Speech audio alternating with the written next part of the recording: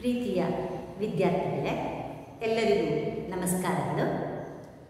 ಈ ದಿನ ನಾನು ತಮಗೆ ಸಾಂಪ್ರದಾಯಿಕ ತಾರ್ಕಿಕ ವಾಕ್ಯಗಳ ತ್ರಿವಿಧ ವರ್ಗೀಕರಣವನ್ನು ತಿಳಿಸಲಿಕ್ಕೆ ಇಷ್ಟಪಡ್ತೇನೆ.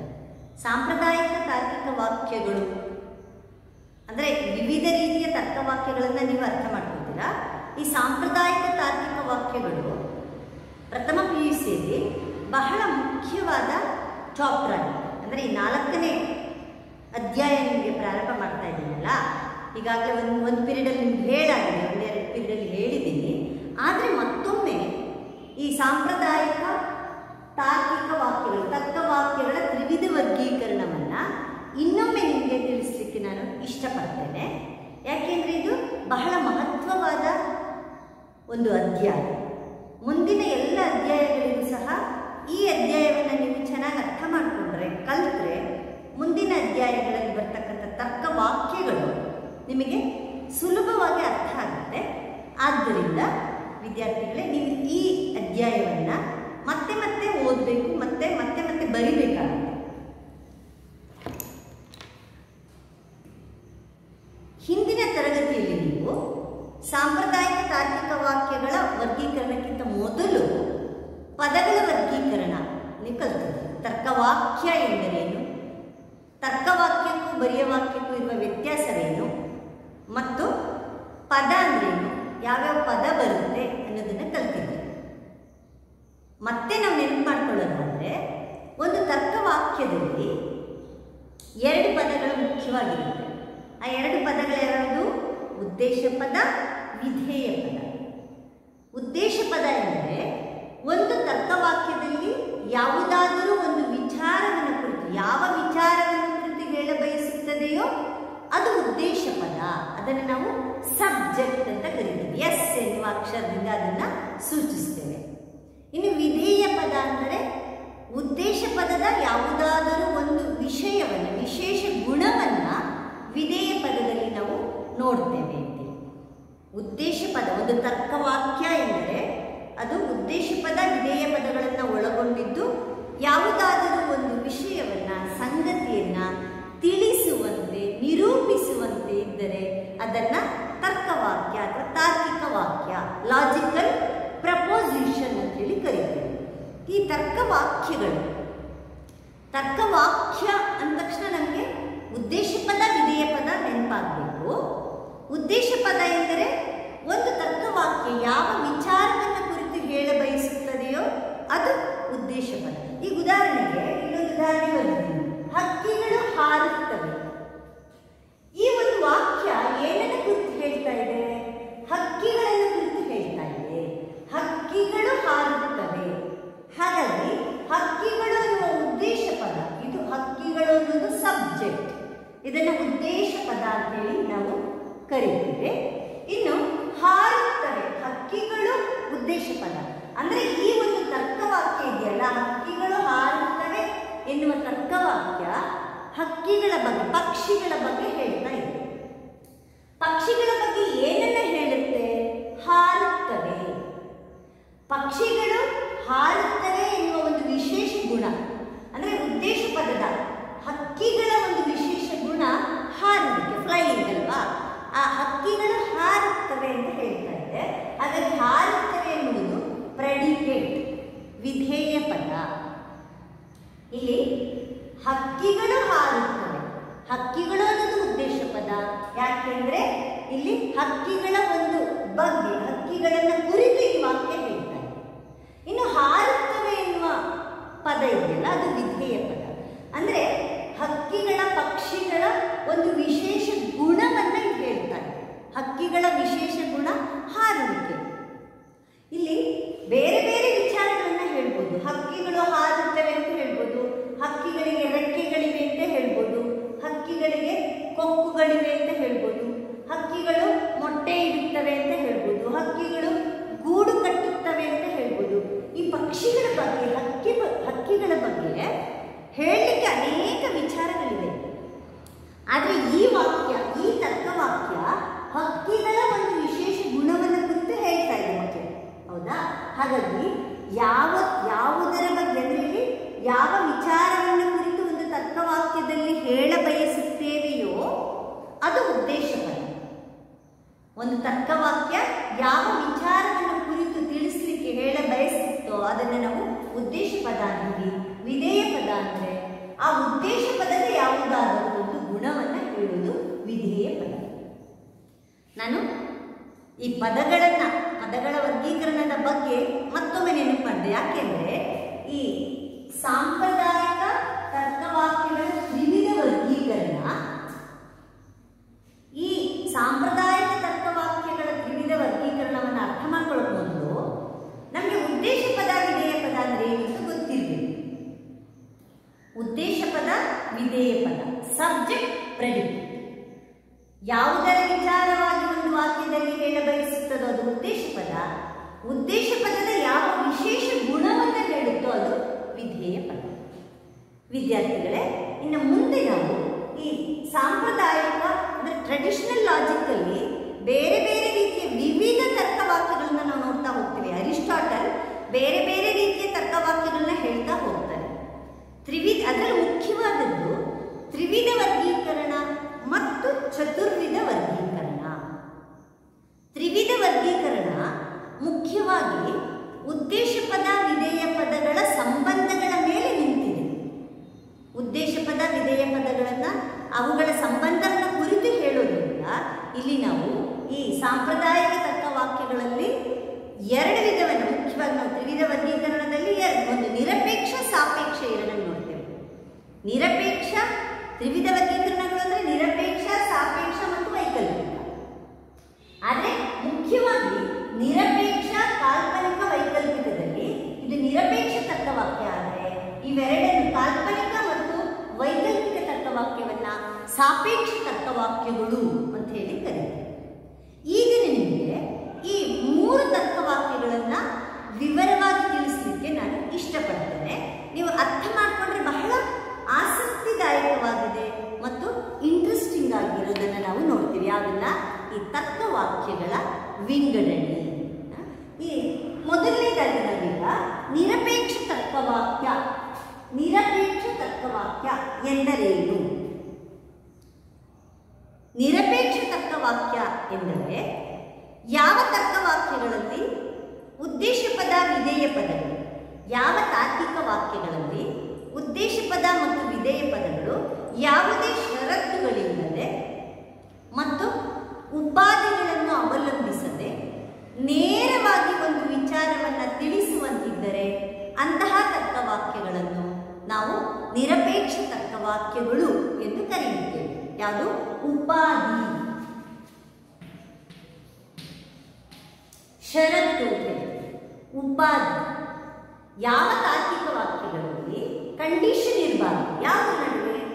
ಉದ್ದೇಶ ಪದ ಮತ್ತು ವಿಧೇಯ ಪದಗಳ ನಡುವೆ. ಇದು ಉದಾಹರಣೆ. ಇನ್ನೊಮ್ಮೆ ನಾನು ನಿರಪೇಕ್ಷ ತರ್ಕವಾಕ್ಯ ಎಂದರೇನು 1 ಅಂಕ 2 ಅಂಕದ ಪ್ರಶ್ನೆ ಇರುತ್ತೆ ವಿದ್ಯಾರ್ಥಿಗಳೇ.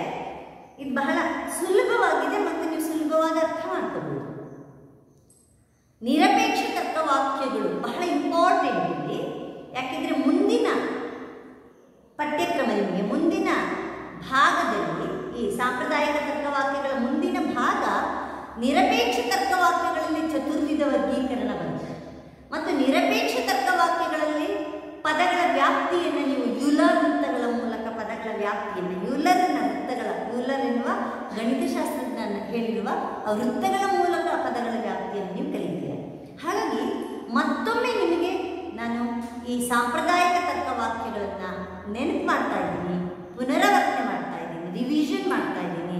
ಈಗ ನೀವು ಚೆನ್ನಾಗಿ ಅರ್ಥ ಮಾಡ್ಬೋದು. ಸರಳವಾಗಿ ಸುಲಭವಾಗಿ ಹೇಳ್ತೇನೆ. ಒಂದೊಂದೇ ಉದಾಹರಣೆ ಮೂಲಕ ಹೇಳ್ತಾ ಹೋಗ್ತೇನೆ.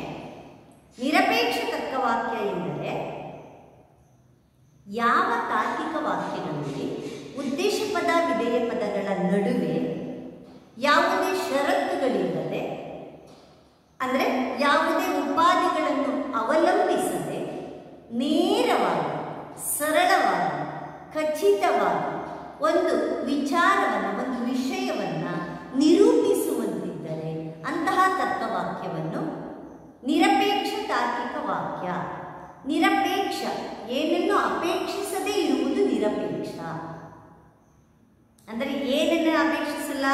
ಉದ್ದೇಶ ಪದ ವಿಧೇಯ ಪದಗಳ ಯಾವುದೇ ಕಂಡೀಷನ್ ಷರತ್ತುಗಳನ್ನು ಒಳಪಡದೆ ನೇರವಾಗಿ ಒಂದು ವಿಚಾರವನ್ನು ತಿಳಿಸುವುದು.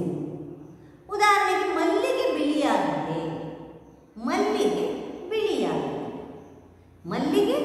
ಮಲ್ಲಿಗೆ ಅನ್ನೋದು ಉದ್ದೇಶ ಪದ, ಬಿಳಿಯಾಗಿದೆ ವಿಧೇಯ ಪದ. ಇವುಗಳ ನಡುವೆ ಯಾವುದೇ ಷರತ್ತುಗಳಿಲ್ಲ, ಕಂಡೀಷನ್ಸ್ ಇಲ್ಲ.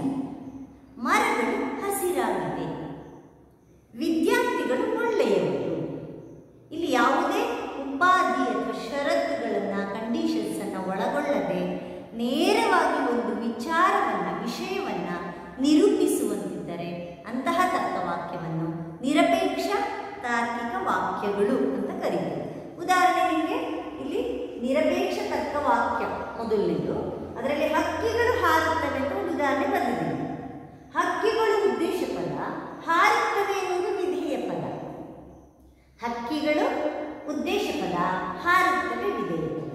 ನೋಡಿ, ಇಲ್ಲಿ ಹಕ್ಕಿಗಳು ಮತ್ತು ಹಾರುತ್ತವೆ ಇವೆರಡರ ನಡುವೆ ಯಾವುದೇ ಕಂಡೀಷನ್ಸ್ ಇಲ್ಲ, ನೇರವಾಗಿ ಹೇಳ್ತಾರೆ. ನಮಗೆ ಹಕ್ಕಿಗಳು ಪಕ್ಷಿಗಳು ಅಂದ ತಕ್ಷಣ ಹಾರುತ್ತೆ ಅಂತ ನಮ್ಗೆ ನೆನಪಾಗ್ಬೇಕಲ್ವಾ? ಹಾಗಾಗಿ ಹಕ್ಕಿಗಳು ಹಾರುತ್ತವೆ. ಅದರಲ್ಲಿ ಏನಿದೆ? ನಿರಪೇಕ್ಷ ತರ್ಕವಾಕ್ಯ, ಯಾವುದೇ ಕಂಡೀಷನ್ಸ್ ಇಲ್ಲ. ಯಾವುದ್ರ ನಡುವೆ? ಉದ್ದೇಶ ಪದ ಮತ್ತು ವಿಧೇಯ ಪದಗಳ ನಡುವೆ. ಉದ್ದೇಶ ಪದ ವಿಧೇಯ ಪದಗಳ ನಡುವೆ ಯಾವುದೇ ಷರತ್ತುಗಳಿಲ್ಲದೆ ನೇರವಾಗಿ ಒಂದು ವಿಚಾರ ಹಕ್ಕಿಗಳು ಹಾರುತ್ತವೆ. ಅದನ್ನೇ ನಾನು ಬೇರೆ ಉದಾಹರಣೆ ಹೇಳಿದೆ. ಮಲ್ಲಿಗೆ ಬಿಳಿಯಾಗಿದೆ, ವಿದ್ಯಾರ್ಥಿಗಳು ಬುದ್ಧಿವಂತರು. ಇದನ್ನೆಲ್ಲ ನಾವು ನಿರಪೇಕ್ಷ ತರ್ಕವಾಕ್ಯ ಅಂತ ಹೇಳ್ತೇವೆ. ಇನ್ನು ಎರಡನೇದು ಕಾಲ್ಪನಿಕ ತರ್ಕವಾಕ್ಯ. ಕಾಲ್ಪನಿಕ ತರ್ಕವಾಕ್ಯದಲ್ಲಿ ಉದ್ದೇಶ ಪದ ವಿಧೇಯ ಪದಗಳ ನಡುವೆ ಉಪಾಧಿಗಳನ್ನು ಷರತ್ತುಗಳನ್ನು ಅವಲಂಬಿಸಿರುವುದನ್ನು ನಾವು ಕಾಲ್ಪನಿಕ ತರ್ಕವಾಕ್ಯಗಳು ಅಂತ ಕರಿತೀವಿ. ಇಲ್ಲಿ ಹೈಪಾಥೆಟಿಕಲ್ ಪ್ರಪೋಸಿಷನ್ ಅಂತ ಹೇಳ್ತಾರೆ. ಕಾಲ್ಪನಿಕ ತರ್ಕವಾಕ್ಯ ಇಂಗ್ಲಿಷ್ನಲ್ಲಿ ಹೈಪಾಥೆಟಿಕಲ್ ಪ್ರಪೋಸಿಷನ್ ಅಂತಾರೆ. ನಿರಪೇಕ್ಷ ತರ್ಕವಾಕ್ಯಕ್ಕೆ ಕೆಟಗರಿಕಲ್ ಪ್ರಪೋಸಿಷನ್ ಅಂದರೆ ನಿರಪೇಕ್ಷ ಅಥವಾ ನಿರುಪಾಧಿಕ ತಾರ್ಕಿಕ ವಾಕ್ಯಗಳು. ಕಾಲ್ಪನಿಕ ತರ್ಕವಾಕ್ಯಗಳಲ್ಲಿ ಉದ್ದೇಶ ಪದ ವಿಧೇಯ ಪದಗಳ ನಡುವೆ ಉಪಾಧಿಯನ್ನು ಷರತ್ತುಗಳನ್ನು ಒಳಗೊಂಡಿದ್ದರೆ ಅಂತಹ ತಾರ್ಕಿಕ ವಾಕ್ಯಗಳನ್ನು ಕಾಲ್ಪನಿಕ ತಾರ್ಕಿಕ ವಾಕ್ಯಗಳು ಅಂತ ಹೇಳಿ ಕರಿತೀವಿ. ಕಾಲ್ಪನಿಕ ತರ್ಕವಾಕ್ಯಗಳಲ್ಲಿ ಉದ್ದೇಶ ಪದ ವಿಧೇಯ ಪದಗಳ ನಡುವೆ ಇದ್ದರೆ, ಇದ್ದಾಗ, ರೇ ಎನ್ನುವ ಪದ ಬರುತ್ತೆ. ರೇ ಎನ್ನುವ ಪದ ಉದ್ದೇಶ ಪದ ವಿಧೇಯ ಪದಗಳನ್ನು ಒಂದುಗೂಡಿಸಿರುತ್ತೆ. ಉದಾಹರಣೆಗೆ, ಬೆಣ್ಣೆಯನ್ನು ಕಾಯಿಸಿದರೆ ತುಪ್ಪವಾಗುತ್ತದೆ, ವಿದ್ಯಾರ್ಥಿಗಳು ಓದಿದರೆ ಉತ್ತೀರ್ಣರಾಗುತ್ತಾರೆ. ಹಣ್ಣುಗಳು, ಅದು ಬೇಡ, ನಿಮಗೆ ಇನ್ನೊಂದು ಉದಾಹರಣೆ. ಅವನು ಸನ್ಯಾಸಿ ಆಗಿದ್ದರೆ ಕಾವಿ ಬಟ್ಟೆ ಧರಿಸುತ್ತಾನೆ, ಅದು ಗುಲಾಬಿ ಗಿಡವಾಗಿದ್ದರೆ ಮುಳ್ಳುಗಳಿರುತ್ತವೆ. ಇದ್ದರೆ, ಉದ್ದೇಶ ಪದ ವಿಧೇಯ ಪದಗಳ ನಡುವೆ ಇದ್ದರೆ, ಇದ್ದಾಗ, ರೇ ಓದಿದರೆ, ವಿದ್ಯಾರ್ಥಿ ಓದಿದರೆ ಉತ್ತೀರ್ಣನಾಗುತ್ತಾನೆ. ರೇ ಇದ್ದರೆ, ಇದ್ದಾಗ ಎನ್ನುವ ಪದ ಈ ಉದ್ದೇಶ ಪದ ವಿಧೇಯ ಪದಗಳ ನಡುವೆ ಒಂದು ಉಪಾಧಿಯಾಗಿ ಕೆಲಸ ಮಾಡುವುದನ್ನು ನಾವು ಕಾಲ್ಪನಿಕ ತರ್ಕವಾಕ್ಯ ಅಂತ ಹೇಳ್ತೀವಿ. ಉದಾಹರಣೆಯಲ್ಲಿ, ಬೆಣ್ಣೆಯನ್ನು ಕಾಯಿಸಿದಾಗ ತುಪ್ಪವಾಗುತ್ತದೆ. ಬೆಣ್ಣೆಯನ್ನು ಅಂದರೆ ಬೆಣ್ಣೆ ಎನ್ನುವ ಪದ ಉದ್ದೇಶ ಪದ, ಕಾಯಿಸಿದಾಗ ಅನ್ನುವುದು ಉಪಾಧಿ. ಇದನ್ನು ನಾವು ಉಪಾಧಿ, ಕಂಡೀಷನ್. ತುಪ್ಪ ಅನ್ನುವುದು ಪ್ರೆಡಿಕೇಟ್, ವಿಧೇಯ ಪದ. ಬೆಣ್ಣೆಯನ್ನು ಕಾಯಿಸಿದಾಗ ತುಪ್ಪವಾಗುತ್ತದೆ,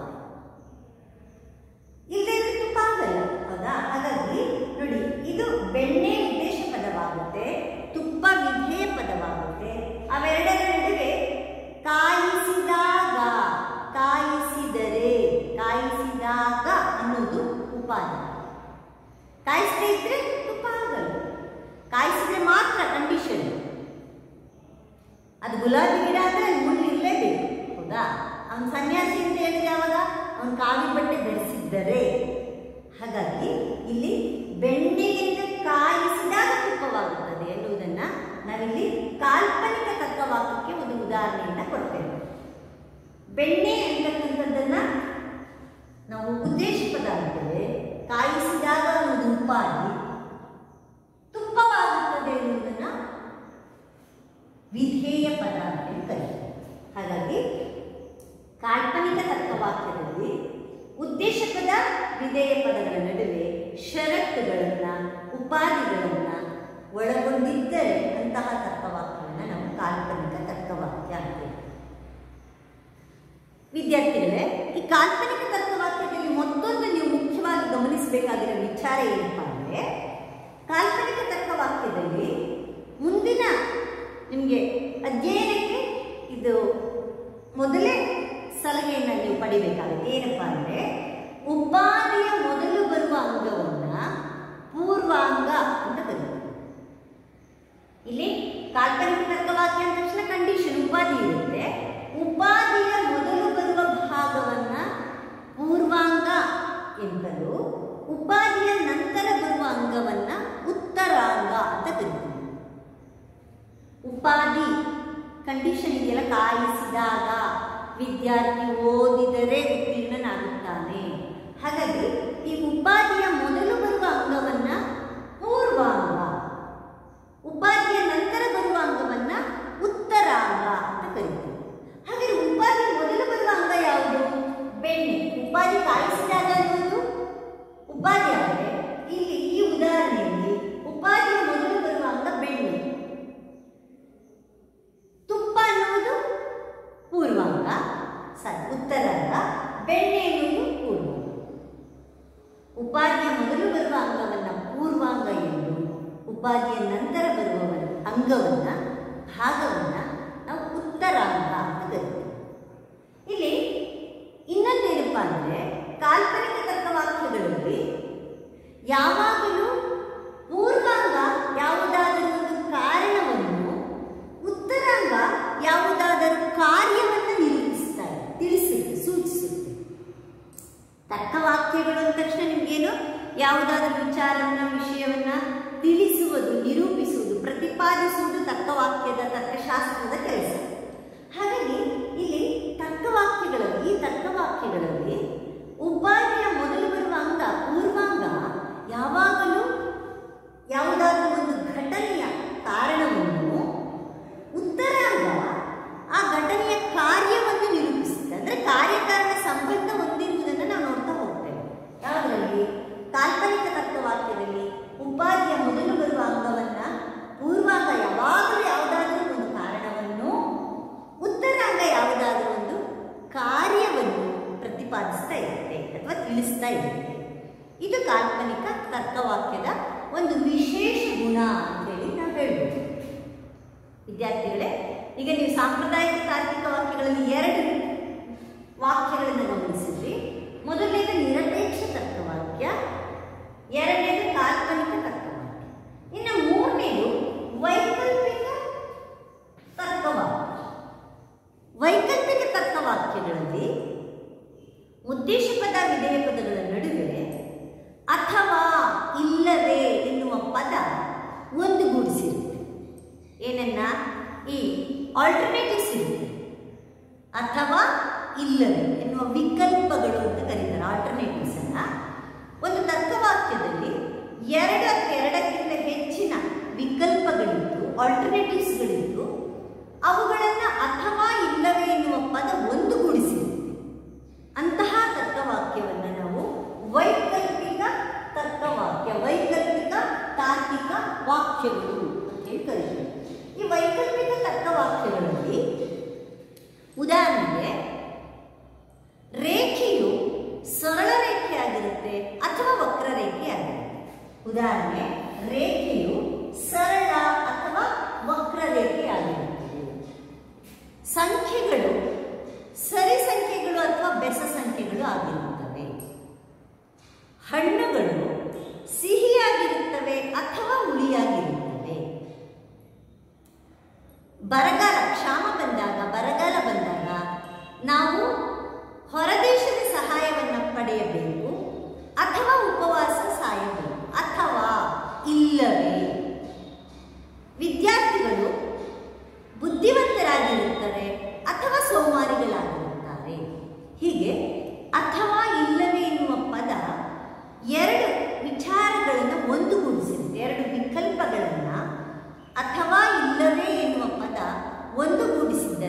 ಅಂತಹ ತರ್ಕವಾಕ್ಯಗಳನ್ನು ವೈಕಲ್ಪಿಕ ತರ್ಕವಾಕ್ಯ. ಇದನ್ನ ಪರ್ಯಾಯಾತ್ಮಕ ಅಂತ ಹೇಳ್ತಾರೆ. ಇನ್ನೊಂದು ಹೆಸರು ಇದಕ್ಕೆ ಪರ್ಯಾಯಾತ್ಮಕ ಅಂತ ಹೇಳಿ. ಪರ್ಯಾಯಾತ್ಮಕ ಅಂದರೆ ಅಥವಾ ಇಲ್ಲವೇ ಎನ್ನುವ ಪದ ಒಂದುಗೂಡಿಸಿದ್ದರೆ ಅದನ್ನು ನಾವು ವೈಕಲ್ಪಿಕ ತರ್ಕವಾಕ್ಯಗಳು ಅಂತ ಹೇಳ್ತೇವೆ. ರೇಖೆಯು ಸರಳ ರೇಖೆ ಅಥವಾ ವಕ್ರರೇಖೆ ಆಗಿರುತ್ತೆ ಅನ್ನುವ ಉದಾಹರಣೆಯನ್ನು ನೀವು ನೋಡ್ತೀವಿ. ಹೀಗೆ ಸಾಂಪ್ರದಾಯಿಕ ತಾರ್ಕಿಕ ವಾಕ್ಯಗಳಲ್ಲಿ ಹಲವಾರು ತಾರ್ಕಿಕ ವಾಕ್ಯಗಳನ್ನು ನೀವು ಅಭ್ಯಾಸ ಮಾಡ್ತಾ ಹೋಗ್ತೀರಾ, ತಿಳಿತಾ ಹೋಗ್ತೀರಾ, ಕಲಿತಾ ಹೋಗ್ತೀರಾ ವಿದ್ಯಾರ್ಥಿಗಳೇ. ಈ ದಿನ ಮುಖ್ಯವಾಗಿ ನಿಮಗೆ 3 ವಿಧದ ತರ್ಕವಾಕ್ಯಗಳನ್ನು ಮಾತ್ರ ಹೇಳಿದ್ದೇನೆ. ಅದನ್ನು ತ್ರಿವಿಧ ವರ್ಗೀಕರಣ ಅಂತೇಳಿ ಸಹ ಕರೀತಾರೆ. ಆ ತ್ರಿವಿಧ ವರ್ಗೀಕರಣಗಳು ಯಾವುವು ಅಂದರೆ ನಿರಪೇಕ್ಷ ತಾರ್ಕಿಕ ವಾಕ್ಯ. ನಿರಪೇಕ್ಷ ತಾರ್ಕಿಕ ವಾಕ್ಯ ಉದಾಹರಣೆ ಹಕ್ಕಿಗಳು ಹಾರುತ್ತವೆ. ಇನ್ನೊಂದು ಕಾಲ್ಪನಿಕ ತಾರ್ಕಿಕ ವಾಕ್ಯ, ಮತ್ತೊಂದು ವೈಕಲ್ಪಿಕ ತಾರ್ಕಿಕ ವಾಕ್ಯ.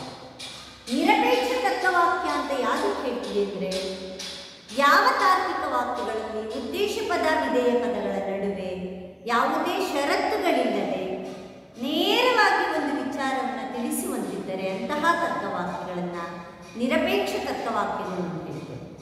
ಯಾವ ತಾರ್ಕಿಕ ವಾಕ್ಯಗಳಲ್ಲಿ ಉದ್ದೇಶ ಪದ ವಿಧೇಯ ಪದಗಳ ನಡುವೆ ಷರತ್ತುಗಳನ್ನು ಉಪಾಧಿಗಳನ್ನು ಅವಲಂಬಿಸಿದ್ದರೆ ಅಂತಹ ತರ್ಕವಾಕ್ಯಗಳನ್ನು ನಾವು ಕಾಲ್ಪನಿಕ ತರ್ಕವಾಕ್ಯ ಅಂತ ಹೇಳ್ತೀವಿ. ಉದಾಹರಣೆಗೆ ವಿದ್ಯಾರ್ಥಿಗಳು ಓದಿದರೆ ಉತ್ತೀರ್ಣರಾಗುತ್ತಾರೆ.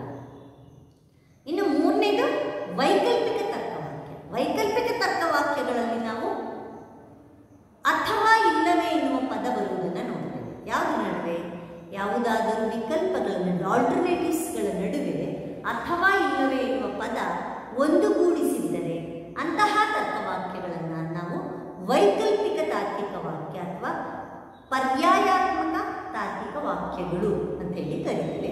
ಹೀಗೆ ತ್ರಿವಿಧ ವರ್ಗೀಕರಣಗಳು ಯಾವುವು ಹೆಸರಿಸಿ ಅಂದರೆ ಒಂದು ನಿರಪೇಕ್ಷ ಅಥವಾ ಅದಕ್ಕೆ ಇನ್ನೊಂದು ಹೆಸರು ನಿರುಪಾಧಿಕ. ಕ್ಯಾಟಗರಿಕಲ್ ಪ್ರಪೋಸಿಷನ್ ಅಥವಾ ಉದ್ದೇಶ ಪದ ವಿಧೇಯ ಪದಗಳ ನಡುವೆ ಏನು ಷರತ್ತಿರಲ್ಲ, ನೇರವಾಗಿ ಒಂದು ವಿಚಾರ ನಿಮಗೆ ಗೊತ್ತಾಗುತ್ತೆ. ಮಲ್ಲಿಗೆ ಬಿಳಿಯಾಗಿದೆ, ಹಣ್ಣುಗಳು ರುಚಿಯಾಗಿವೆ, ಮರಗಳು ಹಸಿರಾಗಿವೆ, ಹಕ್ಕಿಗಳು ಹಾರುತ್ತವೆ. ನೇರವಾಗಿ ಒಂದು ವಿಷಯವನ್ನು ತಿಳಿಯೋದನ್ನು ನಾವು ನಿರಪೇಕ್ಷ ಅಥವಾ ನಿರುಪಾಧಿಕ ತರ್ಕವಾಕ್ಯ ಅಂತ ಹೇಳ್ತೇವೆ. ಯಾವ ತರ್ಕವಾಕ್ಯಗಳಲ್ಲಿ ಉದ್ದೇಶ ಪದ ವಿಧೇಯ ಪದಗಳ ನಡುವೆ ಕಂಡೀಷನ್ ಇರುತ್ತೋ, ಷರತ್ತುಗಳನ್ನು ಒಳಗೊಂಡಿದ್ದರೆ, ಅವಲಂಬಿಸಿದ್ದರೆ ಅಂತಹ ತರ್ಕವಾಕ್ಯಗಳನ್ನು ಕಾಲ್ಪನಿಕ ತಾರ್ಕಿಕ ವಾಕ್ಯ. ಉದಾಹರಣೆ ಬೆಣ್ಣೆಯನ್ನು ಕಾಯಿಸಿದಾಗ ತುಪ್ಪ ಆಗುವುದನ್ನು ನೋಡ್ತೀವಿ. ಕಾಯಿಸಿದಾಗ ತುಪ್ಪ ಆಗುತ್ತೆ. ಇಲ್ಲಿ ಬೆಣ್ಣೆ ಎನ್ನುವುದನ್ನು ಕಾರಣ ಎಂದು, ತುಪ್ಪ ಎನ್ನುವುದನ್ನು ಕಾರ್ಯ ಎಂದು ನೋಡ್ತೇವೆ. ಉಪಾಧಿಯ ಮೊದಲು ಬರುವ ಭಾಗವನ್ನು ಪೂರ್ವಾಂಗವೆಂದು, ಉಪಾಧಿಯ ನಂತರ ಬರುವ ಭಾಗವನ್ನು ಉತ್ತರಾಂಗ ಅಂತ ಹೇಳ್ತೇವೆ ಅಂತ ನೆನಪಿಟ್ಕೋಬೇಕು. ಇನ್ನು 3ನೇದು ವೈಕಲ್ಪಿಕ ತರ್ಕವಾಕ್ಯ. ಅಥವಾ ಇಲ್ಲವೇ ಎನ್ನುವ ಪದ ಬರುವುದನ್ನು ನಾವು ವೈಕಲ್ಪಿಕ ತಾರ್ಕಿಕ ವಾಕ್ಯಗಳು. ನಿಮಗೆ ಬಹಳ ಮುಖ್ಯವಾದದ್ದು ಈ ನಿರಪೇಕ್ಷ ತರ್ಕವಾಕ್ಯ. ಇನ್ನು ಮುಂದೆ ನೀವು ಕಲಿತಾ ಹೋಗಲೆಲ್ಲ ನಿರಪೇಕ್ಷ ತರ್ಕವಾಕ್ಯಗಳೇ. ಹಾಗಾಗಿ ನಿರಪೇಕ್ಷ ತರ್ಕವಾಕ್ಯ ಬಹಳ ಮಹತ್ವವಾದದ್ದು. ಇದನ್ನ ಮುಂದೆ ನೀವು ಮುಂದಿನ ದಿನಗಳಲ್ಲಿ ಅಥವಾ ಮುಂದಿನ ತರಗತಿಯಲ್ಲಿ ನೀವು ಚತುರ್ವಿಧ ವರ್ಗೀಕರಣ ಅಂದರೆ ಏನು ಅಂತ ಅರ್ಥ ಮಾಡ್ಕೊತೀರಾ. ಆ ಚತುರ್ವಿಧ ವರ್ಗೀಕರಣವನ್ನು ನಾವು ನಿರಪೇಕ್ಷ ತರ್ಕವಾಕ್ಯಗಳ ಚತುರ್ವಿಧ ವರ್ಗೀಕರಣ ಅಂತ ಹೇಳ್ತೀವಿ. AEIO ಎನ್ನುವ ತರ್ಕವಾಕ್ಯಗಳನ್ನು ನೀವು ಗಮನಿಸ್ತಾ ಹೋಗ್ತೀರಾ. 4 ವಿಧದ ತರ್ಕವಾಕ್ಯಗಳನ್ನ ಚತುರ್ವಿಧ ವರ್ಗೀಕರಣ ಅಂತೇಳಿ ಹೇಳ್ತೀವಿ ವಿದ್ಯಾರ್ಥಿಗಳು. ಈ ದಿನ ನೀವು ಕಲಿತಿದ್ದು ತ್ರಿವಿಧ ವರ್ಗೀಕರಣ, ಅದರಲ್ಲಿ ನಿರಪೇಕ್ಷ ತರ್ಕವಾಕ್ಯ. ಇನ್ನು ಸಾಪೇಕ್ಷ ತರ್ಕವಾಕ್ಯದಲ್ಲಿ 2 ವಿಧ. ಯಾವ್ಯಾವುದು? ಒಂದು ಕಾಲ್ಪನಿಕ, ಮತ್ತೊಂದು ವೈಕಲ್ಪಿಕ ತರ್ಕವಾಕ್ಯ. ಕಾಲ್ಪನಿಕ ಮತ್ತು ವೈಕಲ್ಪಿಕ ಅವೆರಡು ತರ್ಕವಾಕ್ಯಗಳನ್ನ ಸಾಪೇಕ್ಷ ತರ್ಕವಾಕ್ಯ ಅಂತ ಸಹ ಕರೀತಾರೆ. ಯಾವ್ದನ್ನ? ಇವೆರಡನ್ನ ಸಾಪೇಕ್ಷ ತರ್ಕವಾಕ್ಯಗಳು ಅಂತ ಹೇಳಿ ಸಹ ಕರೀತಾರೆ. ಒಂದು ನಿರಪೇಕ್ಷ ತರ್ಕವಾಕ್ಯ ಅಂದ್ರೆ ಏನು ಕಲ್ತ್ರಿ? ಸಾಪೇಕ್ಷ ತರ್ಕವಾಕ್ಯ. ಸಾಪೇಕ್ಷ ತರ್ಕವಾಕ್ಯದಲ್ಲಿ 2 ವಿಧ. ಒಂದು ಕಾಲ್ಪನಿಕ, ಮತ್ತೊಂದು ವೈಕಲ್ಪಿಕ ತರ್ಕವಾಕ್ಯಗಳು. ಇವು 3 ತರ್ಕವಾಕ್ಯಗಳನ್ನ ಈ ದಿನ ನೀವು ಕಲಿತಿದ್ದೀರಾ, ಅರ್ಥ ಮಾಡ್ಕೊಂಡಿದ್ದೀರಾ ವಿದ್ಯಾರ್ಥಿಗಳೇ.